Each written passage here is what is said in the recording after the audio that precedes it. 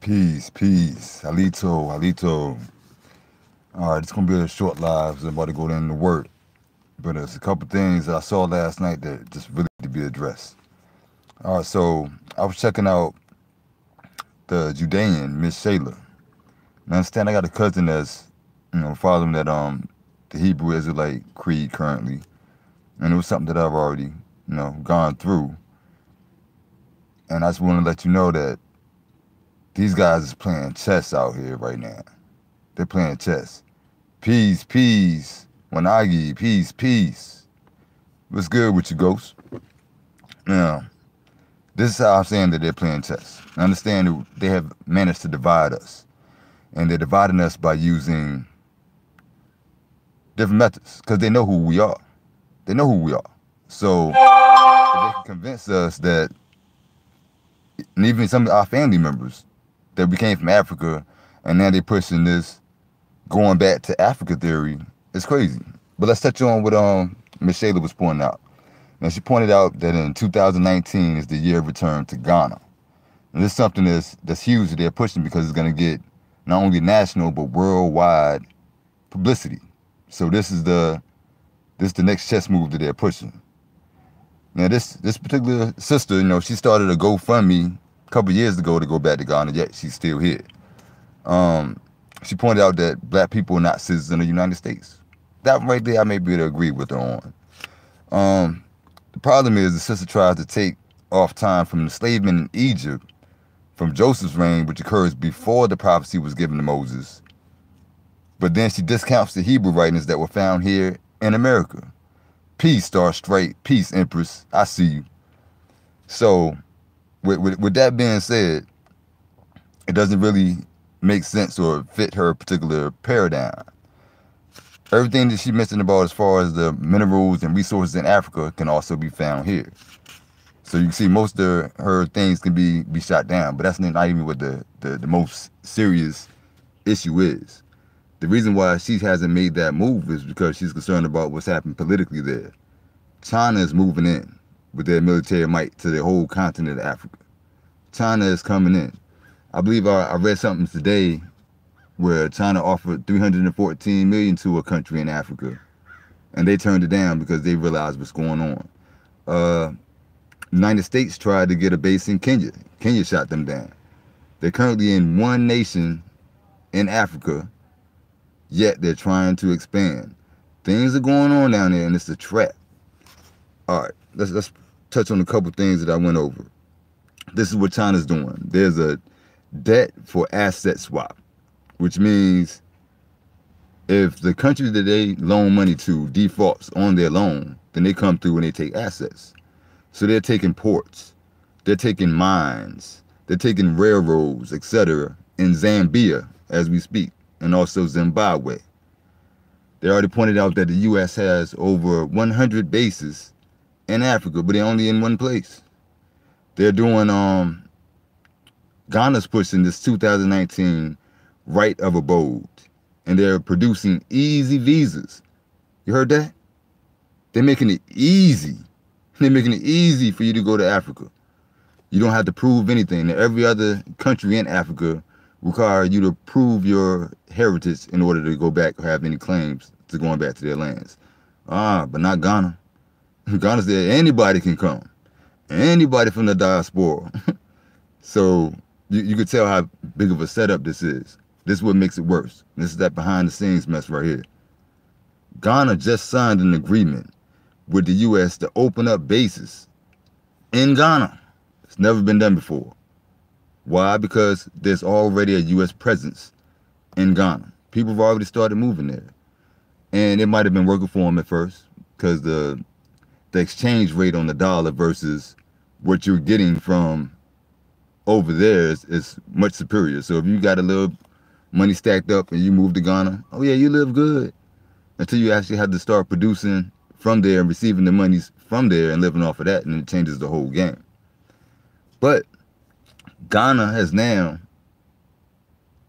pushing this movement to go back to Africa. And they also have given the United States permission to create a base in Ghana. So if you're thinking that you're getting away going under another government to leave here, but the same government you try to escape from, they're following you. So you're not going to win. It's a trap. This is chess that they playing with us. They playing chess while we out here still playing chess. We are 3 moves behind right now. Let's look at some of the moves. There's been some movement on both sides of this chessboard, but the moves that they're making so far. Okay, first they put some pawns. They our people started coming up missing. Nobody's talking about it. I'm talking about women, children, turning up missing in our neighborhoods. We talk about it for a week, 2 weeks, a month, forgotten about. Nobody's speaking on it. The whole election cycle that's going on, this whole thing with Trump, it's all part of the agenda. They're increasing the racial tensions. They're continuing to divide by color. All right? Those are some pawns being moved. Another one is they locked up indigenous peoples from this land, people from Mexico. Families split apart. They took the children from the parents, placed them in closed down super centers, and put them in cages. And they've been doing that for the last 4 years. Okay, they announced that. A little bit of public outrage. It might have lasted, what, 2 weeks? To show how desensitized our people are right now. Then forgotten. Then forgotten. That was 2 moves. That was 2 moves. But nobody's paying attention. Nobody paying attention. Then they come with this move. Now they move the night. They moved the night this time. Yeah. Because if they attack Pan-Africanism and they attack Hebrew Israelites, understand these are doctrines because it's all a part of this indoctrination that we have going on. So if they can convince you based on your own individual belief that you're supposed to be returning back to Africa, they got you regardless of your heritage because you haven't done the research. You haven't took the time to find out who you are. And so that also affects us and our power because now they're dividing our families. They're splitting us up. They're keeping us confused and keeping us fighting each other on a smaller level rather than come together to deal with the situation that we're in. So that was a 2-fold move. So yeah, and then we're already dealing with us going back and forth against Pan-Africanism. And now, on a global scale, the whole world's looking at this Pan-African movement. And they're asking people to come back as if that's what it really is. And there's so many of us is going to fall into that trap. You're going to go back to Africa and realize that it's nothing as sweet as what you thought it was. The same government you tried to escape is following you there. It's going to be another concentration camp in another country where you have no power and you have no support. People, you got to find out who you are. Step 1. Step 1. Learn who you are.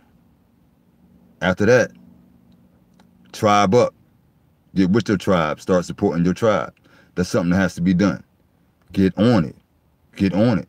But that's not the last move. Your tribe has to also join a confederation, or you individually have to start joining nations. It's nations, federations, and confederations. I don't care what you subscribe to or what tribe you came to. There was over 1,000 tribes that are from here. 1,000. Find out who you are, claim who you are, and the next move is joining together.